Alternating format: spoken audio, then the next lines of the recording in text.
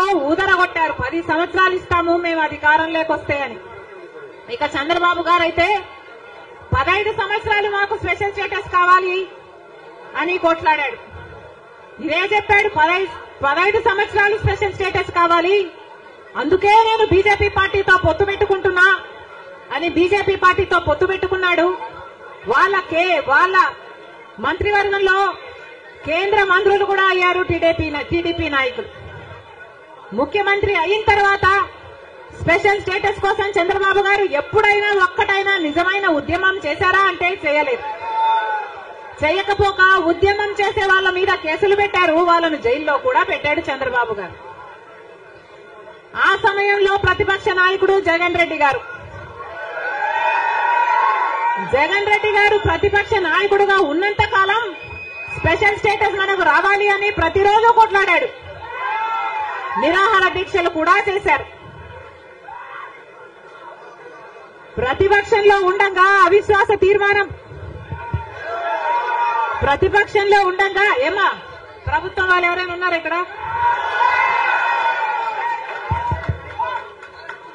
ప్రతిపక్షంలో ఉండగా జగన్ రెడ్డి గారు చెప్పిన మాట, మేము అవిశ్వాస తీర్మానం ప్రవేశపెడతాము, తెలుగుదేశం పార్టీ ఎంపీలు అందరూ కూడా మద్దతు ఇవ్వండి, మూకుమ్మడి రాజీనామాలు చేస్తే స్పెషల్ స్టేటస్ ఎందుకు రాదో చూస్తారన్నాడు జగన్ రెడ్డి. ఆఖరికి జగన్ రెడ్డి గారు ముఖ్యమంత్రి అయిన తర్వాత ఒక్కటైనా నిజమైన ఉద్యమం చేశాడా స్పెషల్ స్టేటస్ కోసం? స్వలాభం కోసం రాష్ట్ర ప్రయోజనాలను తాకట్టు పెట్టింది వైసీపీ.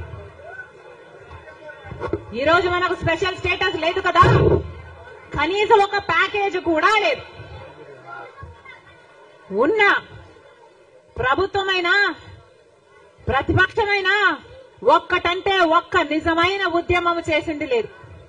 ఈ రోజు మనకు స్పెషల్ స్టేటస్ లేదు అంటే ఆ పాపం ముమ్మాటికి చంద్రబాబు గారిది, ముమ్మాటికి జగన్ రెడ్డి గారిది. స్వలాభం కోసం ఇద్దరు ప్రజల ప్రయోజనాలను తాకట్టు పెట్టారు. టీడీపీ అంతే, వైసీపీ అంతే, దొందే. అమరావతి రాజధాని అమరావతి అన్నాడు చంద్రబాబు గారు, సింగపూర్ను చేస్తానన్నాడు. 3D గ్రాఫిక్స్ మొత్తం గుర్తుందా? 3D గ్రాఫిక్స్ చూపించాడు చంద్రబాబు గారు. పోనీ అమరావతి రాజధాని అయిందా అంటే అది కాలేదు. జగన్ రెడ్డి గారు వచ్చారు, 1 కాదు 3 రాజధానిలు అన్నారు. పోనీ 3 రాజధానిలు అయ్యాయా అంటే ఒక్కటి కూడా లేదు. ఈరోజు మనకు రాజధాని ఏది అంటే ఏదో మనకే అర్థం కాని పరిస్థితి. ఒకటైనా ఉందా అంటే ఏదీ లేదు, ఒక్కటి కూడా లేదు. మరి ఏమి సాధించుకున్నట్టు? పోలవరం ప్రాజెక్ట్ ఎప్పుడో 1941లో పోలవరం ప్రాజెక్టు కట్టాలనుకుంటే సాధ్యపడలేదు. ఆఖరికి రాజశేఖర్ రెడ్డి గారు ముఖ్యమంత్రి అయిన 2004లో రాజశేఖర్ రెడ్డి గారు జలయజ్ఞంలో భాగంగా పోలవరం ప్రాజెక్టును స్థాపించడం జరిగింది. రాజశేఖర్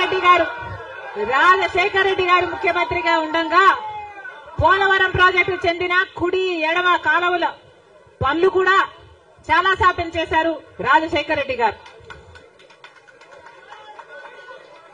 మన దురదృష్టం రాజశేఖర్ రెడ్డి గారు వెళ్లిపోయారు. ఆయన చనిపోయాక మళ్ళా పోలవరం ఒక్క అడుగు కూడా ముందుకు పడలేదు. చంద్రబాబు గారు పోలవరాన్ని తాకట్టు పెట్టారు బీజేపీ దోస్తీ కోసము. ఇటు జగన్ రెడ్డి గారు బీజేపీతో దోస్తీ కోసం పోలవరాన్ని తాకట్టు పెట్టారు. అంతేకాదు బీజేపీ అధికారంలో 10 సంవత్సరానికి 2 కోట్ల